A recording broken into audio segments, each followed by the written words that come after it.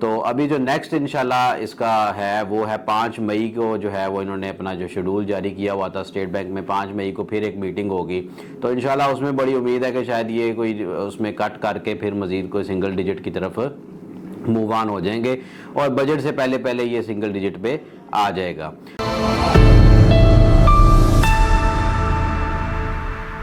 بسم اللہ الرحمن الرحیم. ناظرین، میں Haris Naveed, G M sales and marketing, A Y property and builders آپ کی خدمت میں حاضر ہوں.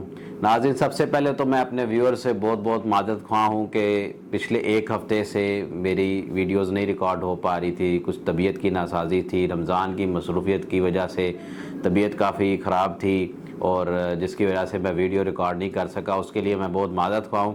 تو آج ناظرین پھر سے پیر کا روز ہے.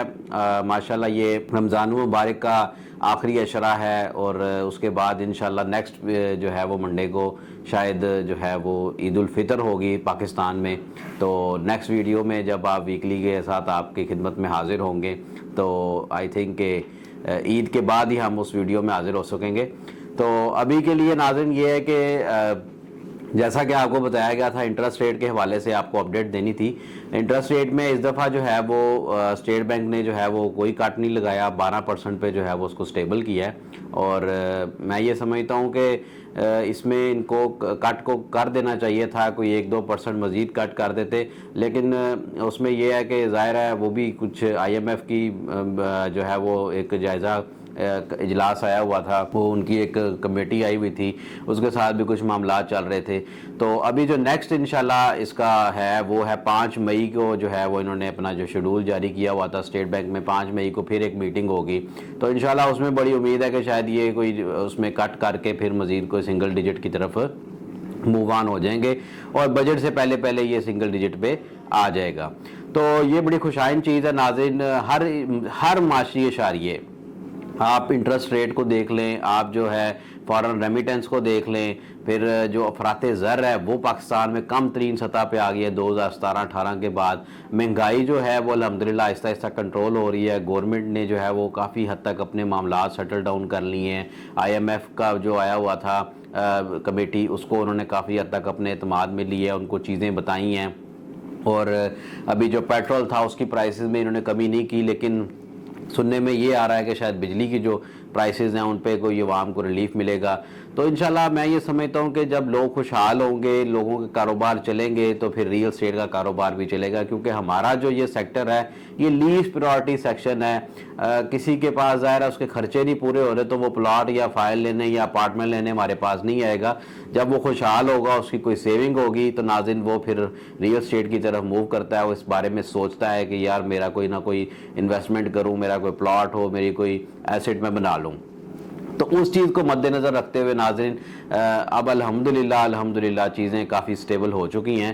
اور آپ دیکھیں کہ یہ جو فیبرری آن سے جو ہے وہ بات چل رہی تھی کہ شاید پالیسی دینے جا رہی ہے گورنمنٹ، تو الحمدللہ اس میں اب جو ہے وہ ایک اور چیز جو نئی اپڈیٹ آپ کے ساتھ میں شیئر کروں گا کہ آئی ایم ایف جو ایک بڑا مسئلہ تھا اس کو ریڈی کرنا، اس کو یہ اس بات پہ لانا کہ جی ہم اس پہ پراپرٹی پہ جو ہے وہ ود ہولڈنگ ٹیکس یا اور مزید جو فردر ٹیکس ہیں ان پہ تھوڑی سی ریلیکسیشن چاہتے ہیں.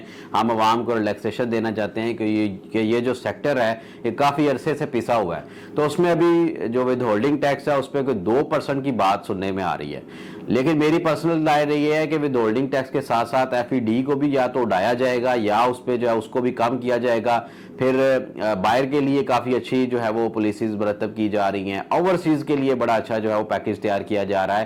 اس کے پیرالل ناظرین کنسٹرکشن کا جو پیکیج ہے اس کو بھی بڑا جو ہے وہ سمجھنے کی ضرورت ہے. میں یہ سمجھتا ہوں کہ اس میں آسان اقساط پہ جو ہے وہ قرضے دیے جا رہے ہیں، لوگوں کو گھر دیے جا رہے ہیں. لاسٹ ویڈیو میں آپ کو بتایا تھا کہ پنجاب گورنمنٹ نے یہ انیشیٹو لیا ہے کہ جو بے گھر افراد ہیں ان کو 3 مرلے کے پلاٹ دیے ہیں، اس پہ پھر گھر بنانے کے لیے پیسے بھی دے رہے ہیں.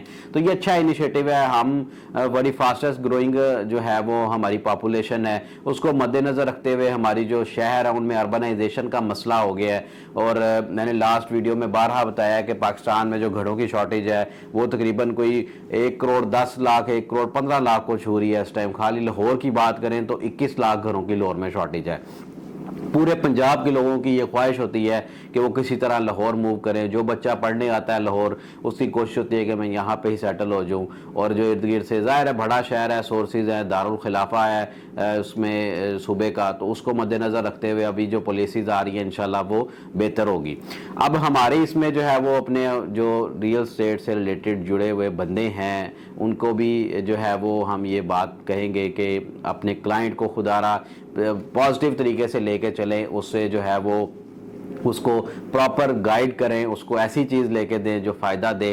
اپنی چھوٹے سے پیسوں کے لیے, اپنے کمیشن کے لیے جو ہے وہ اگلے کو قربان مت کریں. اوورسیز پاکستانی بھائی بہن ہمارے آئیں گے, عید کرنے آئیں گے, ان کی کوشش ہوتی ہے کہ کوئی نہ کوئی چیز ہم پرچیز کر کے چلے جائیں. اسی طرح یہ ہے کہ وہ ادھر جو انہوں نے محنتیں کر کے پیسے کمائے ہوتے ہیں وہ ہمارے اوپر ٹرسٹ کر کے ہمیں دیتے ہیں. تو میری جو ہمارے فیلڈ سے ریلیٹڈ جڑے بندے ہیں, آپ سے ریکویسٹ ہے کہ ان کو پراپر لے کے چلیں, ان کو پراپر گائیڈ کریں.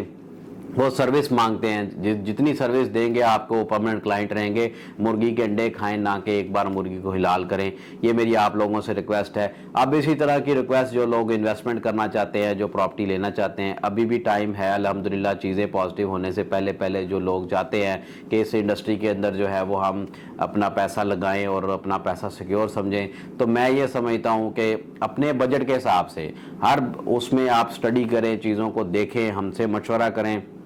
مجھ سے, میری ٹیم سے ہم ایوری ٹائم اویلیبل ہیں. آپ ہم سے رابطہ کر کے کسی قسم کی گائیڈنس جو ہے وہ لے سکتے ہیں, خواہ وہ ڈاکومنٹیشن کی ہو, وہ ٹیکسیشن کی ہو, وہ کسی بھی صورت میں ہو. ریئل اسٹیٹ کے اندر آپ کو جو ہے وہ چیزیں چاہیے, ہم آپ کو گائیڈ کرنے کو تیار ہیں. اوورسیز پاکستانیوں کے لیے ہم وقت تیار ہیں کہ وہ ہم سے جو ہے وہ ہر قسم کی سروسز ہمارے پینل سے لے سکتے ہیں الحمدللہ.